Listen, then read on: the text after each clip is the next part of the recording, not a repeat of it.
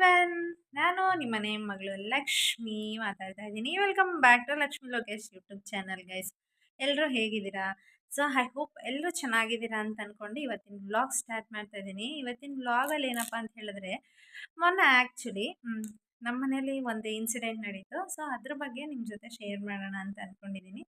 ಈಗ vlog start ಮಾಡ್ತಾರೋ timings ಬಂದು ಆಲ್ರೆಡಿ 11 o'clock ಆಗಿದೆ, 11:05 ಎಕ್ಸಾಕ್ಟಾಗಿ.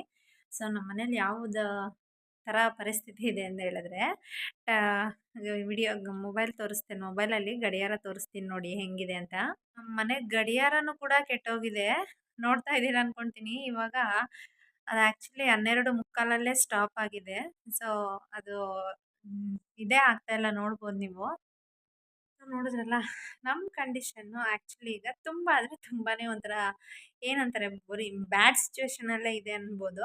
ಸೊ ಯಾಕಪ್ಪ ಅಂತ ಹೇಳಿದ್ರೆ, ಈಗ ಇನ್ನೇನು ಮನೆ ಕೂಡ ಫೈನಲ್ ಹಂತಕ್ಕೆ ಬಂದಿದೆಯಲ್ಲ. ಸೊ ಫೈನಲ್ ಹಂತದಲ್ಲಿ ನಿಮಗೆಲ್ಲ ಗೊತ್ತೇ ಇರುತ್ತೆ ಎಷ್ಟು ಖರ್ಚಿರುತ್ತೆ ಅಂತ ಹೇಳಿ. ಅದು ಸಣ್ಣ ಪುಟ್ಟದ್ದು ಅಂದ್ಕೊಂಡು ಹೋಗ್ತಾ ಇದ್ರೆ ಅದು ತಡೆಯೋಕ್ಕೆ ಆಗ್ತಾ ಇಲ್ಲ. ಒಂದು ಸ್ವಲ್ಪ ಸ್ವಲ್ಪ ಹಂಗಂಗೆ ಹಂಗಂಗೆ ಬರ್ತಾನೆ ಇದೆ. ಅಷ್ಟು ಪ್ರಾಬ್ಲಮಲ್ಲಿ ಮನೆ ಕೆಲಸ ನಡೀತಾ ಇದೆ. ಬಟ್ ಆದರೂ ಇರಲಿ, ಏನೇ ಶಕ್ತಿ ಬಂದ್ರೂ ತಡ್ಕೊಳೋ ಶಕ್ತಿ ಕೊಡಲಿ. ನೋಡೋಣ ಎಷ್ಟು ದಿನಕ್ಕಾಗುತ್ತೋ ಅಂತಲೂ ಗೊತ್ತಿಲ್ಲ. ಅಟ್ಲೀಸ್ಟ್ ಒಂದೊಂದೇ ಮಾಡ್ಕೊಂಡು ಹೋಗ್ತಾ ಇದ್ದೀವಿ. ಬಟ್ ನೋಡಬೇಕು, ಇನ್ನೂ ಆಲ್ಮೋಸ್ಟ್ 4 ತಿಂಗಳು ಹಿಡಿಯುತ್ತೆ. ಅದು ಮಾಡಿದ್ರೆ ಆ್ಯಕ್ಚುಲಿ ಕೆಲಸ ಇರೋದು ಒಂದೇ ತಿಂಗಳ ಕೆಲಸ. ಬಟ್ ನಾವು ಅಡ್ಜಸ್ಟ್ ಮಾಡ್ಕೊಂಡು ಮಾಡಬೇಕಲ್ಲ. ಸೊ ಹಾಗಾಗಿ ಅದು ಲೇಟ್ ಆಗ್ತಾ ಇದೆ. ಗಡಿಯಾರ ಕೂಡ ಇನ್‌ಫ್ಯಾಕ್ಟ್ ಒಂದು ಗಡಿಯಾರ ತೊಗೊಂಬಂದು ಹಾಕೊಳಕ್ಕೂ ಯೋಚನೆ ಮಾಡ್ತಾ ಇದೀವಿ ನಾವಿವಾಗ. ಯಾಕೆಂತ ಹೇಳಿದ್ರೆ ಎಲ್ಲಿ ಅಮೌಂಟ್ ಶಾರ್ಟೇಜ್ ಆಗ್ಬಿಡುತ್ತೋ. ಅದೇ ಒಂದು 2,000 ಇದ್ರೆ ಏನಕ್ಕಾದ್ರೂ ಆಗುತ್ತೆ ಅಂತ. ಸೊ ಇದು ನಿಜಾನಾ ಸುಳ್ಳೋ ಅನ್ನೋದು ನಿಮಗೆ ಬಿಟ್ಟಿರೋದು. ಕೆಲವ್ರು ಅಂತಾರೆ, ಗೊತ್ತಿಲ್ದಿರ ಹೇಳ್ತಾರೆ.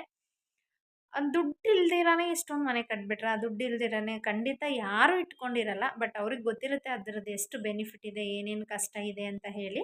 ಬಟ್ ಆದರೂ 4 ಜನದ ಮುಂದೆ ನಾವು ಕೂಡ ತಲೆ ಎತ್ತು ನಿಂತಬೇಕು ಅಂತ ಹೇಳಿದ್ರೆ, ಏನೇ ಪ್ರಾಬ್ಲಮ್ಸ್ ಬಂದರೂ ಫೇಸ್ ಮಾಡಲೇಬೇಕು. ಎಷ್ಟೇ ಕಷ್ಟ ಬಂದ್ರೂ ತಡ್ಕೊಂಡು ಹೋಗಲೇಬೇಕು. ಆಮೇಲೆ ಇನ್ನೊಂದು ಇವಾಗ ಹೆಂಗಿದೆ ಅಂದರೆ, ಈಜು ಬರಲ್ಲ ಅಂತ ನೀರೊಳಗೆ ಕಾಲು ಇಟ್ಟಿದ್ದೀವಿ. ಇಲ್ಲ ಈಜೋದು ಕಲಿಬೇಕು, ಇಲ್ಲ ಮುಳುಗಬೇಕು, 2 ಆಪ್ಷನ್ ಇರುತ್ತೆ. ಸೊ ಈಜೋದು ಕಲಿತು ತೇಲ್ಕೊಂಡು ಬರ್ತಾ ಇರ್ತೀವಿ ಅಷ್ಟೇ ನಾವು. ಅದನ್ನು ಬೇರೆಯವರು ಬೇರೆ ಬೇರೆ ಥರ ಪೋರ್ಟ್ರೇಟ್ ಮಾಡ್ತಾ ಇರ್ತಾರೆ ಅಷ್ಟೇ. ಇನ್ನು ನಾನು ಆಗಲೇ ಹೇಳ್ದಂಗೆ, ಮನೆ ಕೆಲಸ ಆ್ಯಕ್ಚುಲಿ ಇವಾಗ ಏನು ಮಾಡ್ತಿದ್ದಾರೆ ಅಂತ ಹೇಳಿದ್ರೆ, ನಿನ್ನೆ ನಾನು ನಿಮಗೆ ಗಣೇಶನೆಲ್ಲ ಹಾಕಿದ್ದಾರೆ ಅಂತ ಹೇಳಿದ್ದೀನಿ. ಆ್ಯಕ್ಚುಲಿ ಇವತ್ತು ಮನೆ ಹತ್ರ ಹೋಗೋಕೆ ಆಗ್ತಾ ಇಲ್ಲ. ಸ್ವಲ್ಪ ಪೇಯ್ನ್ ಜಾಸ್ತಿ ಆಗಿರೋದ್ರಿಂದ ಬೆಲ್ಟ್ ಹಾಕ್ಕೊಂಡಿದ್ದೀನಿ. ಯಾಕಂದರೆ ಮಂಡೇ ಆ್ಯಸ್ ಯೂಶ್ವಲ್ ನಿಮ್ಮ ಸ್ಕ್ಯಾನಿಂಗ್ ಇದೆ. ಅದು ಸ್ಕ್ಯಾನಿಂಗ್ ರಿಪೋರ್ಟ್ ನೋಡಿ ಹೇಳ್ತೀನಿ ಅಂದಿದ್ದಾರೆ. Either it is operation necessity ಇದೆಯಾ ಅಥವಾ ಬೇಡವಾ ಅಂತ ಹೇಳಿ. ದೇವ್ರಿಗೆ ನಾನು ಕೇಳ್ಕೊಳೋದು ಇಷ್ಟೇ, ನಾನಂತೂ ಯಾವಾಗಲೂ ಅಷ್ಟೇ ಕೇಳಲ್ಲ, ನೀನು ಕಷ್ಟ ಕೊಡು ಬಟ್ ಎಲ್ಲನೂ ತಡ್ಕೊಳೋ ಕೆಪಾಸಿಟಿ ಕೊಡು, ತಡ್ಕೊಂಡು ಅದನ್ನು ಫೇಸ್ ಮಾಡೋ ಶಕ್ತಿ ಕೊಡು ಅಂತ ಅಷ್ಟೇ ನಾನು ಕೇಳೋದು ಗೈಸ್. ಇನ್ನು ನಾನು ಹೇಳಿದೆ ಮೊನ್ನೆ, ನಮ್ಮ ಮನೇಲಿ ಆ್ಯಕ್ಚುಲಿ ಒಂದು ಇನ್ಸಿಡೆಂಟ್ ನಡೆದಿದೆ, ಅದ್ರ ಬಗ್ಗೆ ನಿಮ್ಮ ಜೊತೆ ಶೇರ್ ಮಾಡ್ಕೋಬೇಕು ಅಂತ. ಇದ್ರ ಬಗ್ಗೆ ಎಲ್ಲರ ಮನೆಯಲ್ಲೂ ಅಷ್ಟೇ ಒಂದು ಅಭಿಪ್ರಾಯ ಇರುತ್ತೆ. ನಾನು ಅಂದ್ಕೊಂಡಿರೋ ಪ್ರಕಾರ ಒಂದು 99.9% ಇದು ಎಲ್ಲರ ಮನೇಲೂ ಇದೇ ಥರ ಇರುತ್ತೆ ಅಂತ ಅಂದ್ಕೊಂಡಿದ್ದೀನಿ. ಎಲ್ಲ 1% ಅಷ್ಟೇ ಅವರು ಅರ್ಥ ಮಾಡ್ಕೊಂಡು ಇರೋದು ಅಂತ. ಆ್ಯಕ್ಚುಲಿ ಏನಕ್ಕೆ ಇಷ್ಟೊಂದ್ರ ಬಗ್ಗೆ ಎಲ್ಲ ಹೇಳ್ತಾ ಇದ್ದೀನಿ ಅಂದರೆ ಗೈಸ್, ಅತ್ತೆ ಮನೇಲಿ ಈಗ ಹೆಂಗೆ ಅಂದರೆ, ಅತ್ತೆಗೆ ಬೇಕಾದರೆ ಮಾವ ಹೆಲ್ಪ್ ಮಾಡ್ಬೋದು. ಅಂದರೆ ಇವಾಗ ನಾವು ಸೊಸೆಯರು ಇರಲ್ಲ ಅಂತ ಅಂದ್ಕೊಳ್ಳಿ, ಅವ್ರಿಗೇನೋ ನೀರು ತುಂಬಿಸೋದು ಅಥವಾ ಕಸ ಗುಡಿಸೋವಂಥದ್ದು ಅಥವಾ ಏನಾದರೂ ನೀರು ತಂದು ಕೊಡೋದು, ಅಥವಾ ಅವ್ರಿಗೆ ಹಸು ನೋಡಿಕೊಂಡು ಹಾಲು ಕರೆಯೋದ್ರಲ್ಲಾಗಿರ್ಬೋದು, ಅಥವಾ ಹೊಲದಲ್ಲಿ ಯಾವುದೇ ವಿಚಾರದಲ್ಲಾಗಿದ್ರೂ ಕೂಡ ಅತ್ತೆಗೆ ಮಾವ ಹೆಲ್ಪ್ ಮಾಡಿದ್ರೆ ಅತ್ತೆ ತಡ್ಕೊತಾರೆ.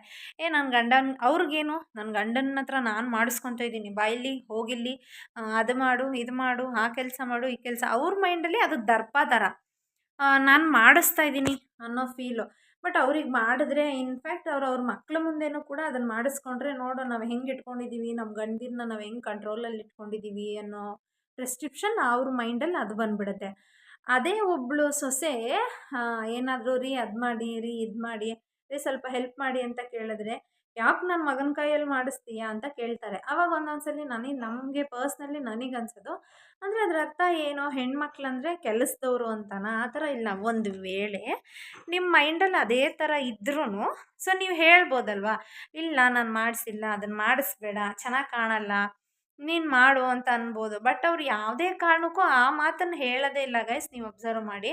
ನಿನ್ನ ಯಾಕೆ ತಂದಿರೋದು ಅಂತ ಕೇಳ್ತಾರೆ ಈಗಿನ ಕಾಲದಲ್ಲಿ, ಈ ಜನ್ರೇಷನಲ್ಲಿ. ಸೊ ನೀನು ನಾನು ಅಂತ ಹೋದ್ರೆ ಯಾವುದೇ ಕಾರಣಕ್ಕೂ ಆಗಲ್ಲ. ನನ್ನ ಪ್ರಕಾರ ಅತ್ತೆನೇ ಆಗಲಿ ಸೊಸೆನೇ ಆಗಲಿ ಇಬ್ಬರು ಬ್ಯಾಲೆನ್ಸಲ್ಲಿ ಹೋದ್ರೇ ಜೀವನ ಅನ್ನೋದು ನನ್ನ ಒಪಿನಿಯನ್ನು. ಆಮೇಲೆ ಇನ್ನೊಂದು ಏನಪ್ಪ ಅಂತ ಹೇಳಿದ್ರೆ, ಈಗ ಆ್ಯಕ್ಚುಲಿ ನಾನು ಅದೇ ಮನೆಯಿಂದ ಬಿದ್ದು ಒಂದು ಸ್ವಲ್ಪ ಮೂಳೆ ಏಟಾಗಿರೋದು ನಿಮ್ಗೆಲ್ರಿಗೂ ಗೊತ್ತೇ ಇದೆ. ಈ ಟೈಮಲ್ಲಿ ನನ್ನ ನೋಡ್ಕೊಳ್ತಾ ಇರೋದು ನಮ್ಮಮ್ಮ ಇಲ್ಲಾಂದರೆ ಲೋಕಿ. ಪಾಪ ಆ್ಯಕ್ಚುಲಾಗಿ ಹೇಳಬೇಕು ಅಂದರೆ ಲೋಕಿಗೆ ಏನೂ ಬರ್ತಿರ್ಲಿಲ್ಲ. ಅಂದರೆ ಒಂದು ಕೆಲಸ ಮಾಡೋದೇ ಆಗಲಿ ಏನೂ ಬರಲ್ಲ. ಬಟ್ ಈಗಲೂ ಅಷ್ಟೇ, ಇನ್ಫ್ಯಾಕ್ಟ್ ಅವ್ರು ಜನ ಅಂದ್ಕೊಳ್ತಾರೆ ಅವನ್ನೆಲ್ಲ ಮಾಡ್ತಾನೆ ಅಂತ. ಬಟ್ ಮಾಡಿದ್ರು ಒಂದೊಂದು ಸಲ ನನಗೆ ಯಾವ ರೇಂಜಿಗೆ ಇರಿಟೇಷನ್ ಆಗುತ್ತೆ ಅಂತ ಹೇಳಿದ್ರೆ, ಲೋಕಿ ಹತ್ರ ಹೇಳೋ ಬದಲು ನಾನೇ ಮಾಡಿಬಿಡೋದು ಬೆಟರು ಅನ್ನೋಷ್ಟಕ್ಕೂ ಕೋಪ ಬಂದ್ಬಿಡುತ್ತೆ ನನಗೆ. ಆ ಥರ ಇವಾಗ ಒಂದ್ಸಲ ಏನಾದರೂ ಲೋಕಿ ಇದನ್ನು ಮಾಡು ಅಂದರೆ, ಲೋಕಿ ಮಾಡಿದ್ಯಾ ಅದಕ್ಕೆ ಇಷ್ಟು ಹಾಕು, ಅದಕ್ಕೆ ಅಷ್ಟು ಹಾಕು. ಏನಾದರೂ ಒಂದು ಸಾಂಬಾರು ಮಾಡಬೇಕು ಅಂದರೆ ಎಷ್ಟು ಸಲ ರಿಪೀಟ್ ಮಾಡಬೇಕು ಅನ್ನೋದು ನನಗೆ ಅಷ್ಟೇ ಗೊತ್ತಿರುತ್ತೆ ಗೈಸ್. ಗೊತ್ತಿಲ್ದಿರ ಸುಮ್ಮನೆ ಮಾತಾಡ್ಬಿಟ್ರೆ ನನಗಂತೂ ಪಿತ್ತ ನೆತ್ತಿಗೆ ಹತ್ತಿ ಬಿಡುತ್ತೆ.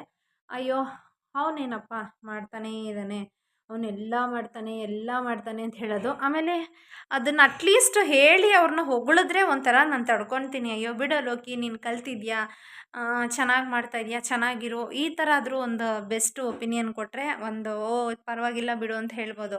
ಬಟ್ ನಮ್ಮ ಮುಂದೆ ಏನು ಹೇಳ್ತಾರೆ ಅಂದರೆ, ನಾನು ಏನೂ ಮಾಡ್ತಾನೆ ಇರಲಿಲ್ಲ, ಅಂಥವ್ನು ಇಷ್ಟೊಂದು ಕಲ್ತಿದ್ದಾನೆ, ಹೆಂಗೋ ಪುಣ್ಯ ಮಾಡಿದ್ಯಾ ಬಿಡು, ಚೆನ್ನಾಗಿ ನೋಡ್ಕೊತಾನೆ ಅಂತ ಈ ಥರ ಮಾತಾಡ್ತಾರೆ ಮುಂದೆ. ಹಿಂದೆ ಹೋಗ್ಬಿಟ್ಟು, ಅಲ್ಲ ಕಣೋ ನೀನು ಮಾಡ್ಕೊಡ್ತೀಯಾ, ನಮ್ಮ ಮನೇಲಿದ್ದಾಗ ಅಷ್ಟು ಮಾಡ್ತಿರ್ಲಿಲ್ಲ ನೀನು, ಈಗ ಇಷ್ಟೊಂದು ಮಾಡಿದ್ಯಾ ನೋಡಿ ಹೆಂಗಿದೆ, ಈಗ ಇಷ್ಟೊಂದು ಮಾಡಿದ್ಯಲ್ಲೋ ಅಂತೆಲ್ಲ ಹೇಳ್ತಾರೆ. ಆ ಸಂಪತ್ತಿಗೆ ಯಾಕೆ ಆ ಥರ ಹೇಳಬೇಕು? ಅದನ್ನು ನಮ್ಮ ಮುಂದೆನೇ ಫೇಸ್ ಟು ಫೇಸ್ ಹೇಳ್ಬೋದಲ್ವಾ? ಅವ್ರವ್ರ ಗಂಡಂದಿರು ಅವ್ರವ್ರಿಗೆ ಮಾಡೋದ್ರಲ್ಲಿ ನನ್ನ ಪ್ರಕಾರ ಏನೂ ತಪ್ಪಿಲ್ಲ. ನೀವು ನಿಮ್ಮ ಗಂಡನ 70 ವರ್ಷ 60 ವರ್ಷ ಮದುವೆ ಆಗಿರ್ತೀರ. ಸೊ ನೀವು ಯಾವ ಸಲಿಗೆ ನನ್ನ ಗಂಡ ಅಂತ ನೋಡ್ಕೊತೀರಾ. ಬಟ್ ಈಗಿನ ಜನ್ರೇಷನಲ್ಲಿ ಅಷ್ಟು ವರ್ಷ ಏನು ಬೇಕಾಗಿಲ್ಲ. 1 ವರ್ಷಕ್ಕೆ ಲವ್ ಆಗುತ್ತೆ, 2 ವರ್ಷಕ್ಕೆ ಅವ್ರು ಮನೆ ಮಾಡ್ಕೊಂಡಿರ್ತಾರೆ, ಮಕ್ಕಳು ಎಲ್ಲ ಆಗುತ್ತೆ. ಎಷ್ಟು ಫಾಸ್ಟ್ ಇದೆ ಈ ಜನ್ರೇಷನಲ್ಲಿ ಅಂದರೆ ಅದೆಲ್ಲ ಕಾಮನ್ ಅನ್ನೋ ರೇಂಜಿಗೆ ಬಂದ್ಬಿಟ್ಟಿದೆ. ಈಗ ಮುಂಚೆ ಎಲ್ಲ ಹೆಂಡತಿಯಂದಿರಂದರೆ ಮನೇಲೇ ಇರ್ತಾಯಿದ್ರು, ಗಂಡಂದಿರು ಹೊರಗಡೆ ಹೋಗಿ ದುಡ್ಕೊಂಬರ್ತಾಯಿದ್ರು.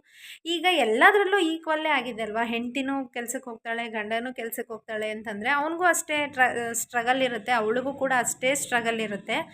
ಈಗ ನಾನು ಅಷ್ಟೇ ಮನೇಲಿ ಮಕ್ಕಳು, ಅಂಗಡಿ, ಮನೆ ಹತ್ರ ನೋಡೋದು ಇಷ್ಟೆಲ್ಲ ನಾನು ಮಾಡ್ತಿದ್ದಾಗ ನಿಮ್ಮ ಬಾಯಲ್ಲಿ ಯಾವುದೇ ಕಾರಣಕ್ಕೂ ನಿಮ್ಮ ಬಾಯಲ್ಲಿ ಬರಲೇ ಇಲ್ಲ. ಅಂದರೆ ಏನಂತ, ಅವಳು ಒಬ್ಬಳೇ ಇಟ್ಕೊಂಡು ಇಷ್ಟೊತ್ತಿಗೆ 5 ಗಂಟೆಗೆ ಎದ್ದು ಮಾಡ್ತಾ ಇದ್ದಾಳಲ್ಲ, ನೋಡ್ಕೊತಾ ಇದ್ದಾಳಲ್ಲ, ಆ ಥರ ಒಪಿನಿಯನ್ ಕೊಡಲ್ಲ. ನೀವೇನು ಮಾಡ್ತೀರಾ, ಯಾರು ತೀಟೆಗೆ ಮಾಡ್ತಾಳೆ, ಎದ್ದೊಳ್ಳಿ ಬಿಡು, ಏನು ಮಾಡ್ತಾಳೆ, ಅವಳ ಮಕ್ಳಿಗೆ ಮಾಡ್ತಾರಲ್ವ, ಈ ಥರ ಬ್ಯಾಡ್ ಒಪಿನಿಯನ್ ಕೊಟ್ಟಾಗ ಎಂಥವ್ರಿಗೆ ಆಗಲಿ ಹರ್ಟ್ ಆಗುತ್ತೆ. ಸೊ ನೀವು ಮಾಡೋದನ್ನು ಕೂಡ ಅದೇ ಥರನೇ. ನನಗಂತೂ ಒಂದೊಂದು ಸಲ ಏನು ಅವಳ ಮನೇಲಿ ಅವಳು ಎದ್ದೊಳ್ತಿದ್ದಾಳೆ, ಅವಳ ಮನೇಲಿ ಅವಳು ಮಾಡ್ಕೊತಿದ್ದಾಳೆ, ಇರೋ ಇಬ್ಬರಿಗೆ ಅಡುಗೆ ಮಾಡೋಕ್ಕಾಗಲ್ವಾ ಅಂತ ಕೇಳ್ತೀರಾ? ಇಬ್ಬರಿಗೆ ಆಗಲಿ ಒಬ್ರಿಗೆ ಆಗಲಿ ಮಾಡೋದು ಮಾಡಲೇಬೇಕು. ಏನು 2 ಗ್ಲಾಸ್ ಹಾಕಿ 1 ಗ್ಲಾಸ್ ಅಕ್ಕಿ ಹಾಕೋ ಜಾಗದಲ್ಲಿ 2 ಗ್ಲಾಸ್ ಅಕ್ಕಿ ಹಾಕ್ತೀವಿ ಅಷ್ಟೇ ತಾನೇ ಇರೋದು. ಆ ಥರ ಕೊಟ್ಟಾಗ ಯಾವುದೇ ಕಾರಣಕ್ಕೂ ನಿಮ್ಮ ಮೇಲೆ ನಮಗೆ ಎಸ್ಪೆಷಲಿ ಒಳ್ಳೆಯ ಒಂದು ಒಪಿನಿಯನ್ ಬರಲ್ಲ.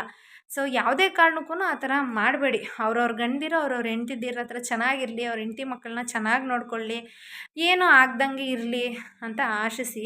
ಎಷ್ಟೊಂದು ಕಡೆ ಏನು ಮಾಡ್ತಾರೆ ಪಾಪ, ಗಂಡಂದಿರು ಒಳ್ಳೆಯವರಾಗಿದ್ದರೆ ಹೆಂಡ್ತಿದಿರು ಬಿಟ್ಟು ಹೋಗ್ಬಿಡೋದು, ಆ ಥರ ಮಾಡ್ತಾರೆ. ಈಗಿನ ಜನ್ರೇಷನಲ್ಲಂತೂ ಹೆಂಡತಿ ಚೆನ್ನಾಗಿದ್ದರೆ ಗಂಡ ಹೊಡೋಗ್ತಾನೆ, ಇಲ್ವಾ ಗಂಡ ಚೆನ್ನಾಗಿದ್ದರೆ ಹೆಂಡತಿ ಬೇರೆ ಅಫೇರ್ಸ್ ಇಟ್ಕೊಂಡು ಅವ್ರ ಜೊತೆ ಹೊಡೋಗ್ತಾರೆ. ಈ ಥರ ಆಗ್ತಾನೇ ಇರುತ್ತೆ. ಅಂಥದ್ರಲ್ಲಿ ಏನೋ ಚೆನ್ನಾಗಿದ್ದಾರಲ್ಲ, ಖುಷಿಯಾಗಿರಲಿ. ನಮ್ಮ ಹತ್ರ ಏನು ಕೇಳ್ದಿರಾನೇ ಅವ್ರು ಮುಂದೆ ಬರ್ತಿದ್ದಾರಲ್ಲ ಅಂತ ಖುಷಿ ಪಟ್ಟರೆ ಒಳ್ಳೆಯದು ಅಂತ ಅಂದ್ಕೊತೀನಿ. ಯಾಕೆಂತ ಹೇಳಿದ್ರೆ ನಾನು ಏನೇ ಮಾಡಿಕೊಂಡ್ರು ನಾನು ಯಾರ ಸಹಾಯನೂ ಬೇಡಿಲ್ಲ. ನನ್ನ ಫ್ಯಾಮಿಲಿ ಸಹಾಯ ಬಿಟ್ಟರೆ, ನನ್ನ ಅಮ್ಮ, ನನ್ನ ಅಕ್ಕ ತಂಗಿದಿರದು ಬಿಟ್ಟರೆ ನಾನು ಪ್ರತಿಯೊಬ್ಬರದೂ ಕೂಡ ನಾನು ಒಂದು ಸಹಾಯನೂ ಪಡೆದಿಲ್ಲ ಅಂದಮೇಲೆ ನನ್ನ ಬಗ್ಗೆ ಮಾತಾಡೋ ಯೋಗ್ಯತೆಯೂ ನಿಮಗಿಲ್ಲ ನನ್ನ ಪ್ರಕಾರ. ಅಂದರೆ ಇದು ಬರೀ ನಮ್ಮ ಮನೆಯವ್ರಿಗೆ ಹೇಳ್ತಾ ಇದ್ದೀನಿ ಅಂತ ಹೇಳ್ತಾ ಇಲ್ಲ. ಕೆಲವೊಬ್ಬರು ಕಿಡಿಗೇಡಿಗಳಿದ್ದಾರೆ, ಅವರು ಹಿಂದೆ ಎಲ್ಲ ಮಾತಾಡೋದು ನನಗೆ ಕಿವಿಗಂತೂ ತುಂಬ ಚೆನ್ನಾಗೇ ಬಿದ್ದಿದೆ. ಸೊ ನನಗದು ಪರ್ಸ್ನಲಿ ಇಷ್ಟ ಆಗಿಲ್ಲ. ಇವತ್ತಿನ ಟಾಪಿಕ್ ಇದೆ ಆ್ಯಕ್ಚುಲಿ. ನಿಮಗೂ ಇದೇ ಥರ ಅನಿಸಿದರೆ ನನಗೆ ಕಮೆಂಟ್ ಮಾಡಿ. ಅವ್ರವ್ರ ಗಂಡಿರು ಅವ್ರಿಗೆ ಮಾಡೋದ್ರಲ್ಲಿ ಯಾರೂ ತಪ್ಪಾಗಿ ತಿಳ್ಕೊಬೇಡಿ.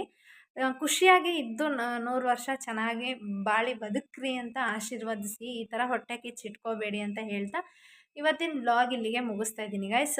ನಾನು ಮಾತಾಡಿರೋದ್ರಲ್ಲಿ ಏನಾದರೂ ತಪ್ಪಾಗಿದ್ದರೆ ಕ್ಷಮಿಸಿ. ನನ್ನ ಅನಿಸಿಕೆ ಪ್ರಕಾರ ನಾನು ತಪ್ಪು ಮಾತಾಡಿಲ್ಲ ಅಂತಲೇ ಅಂದ್ಕೊಂಡಿದ್ದೀನಿ.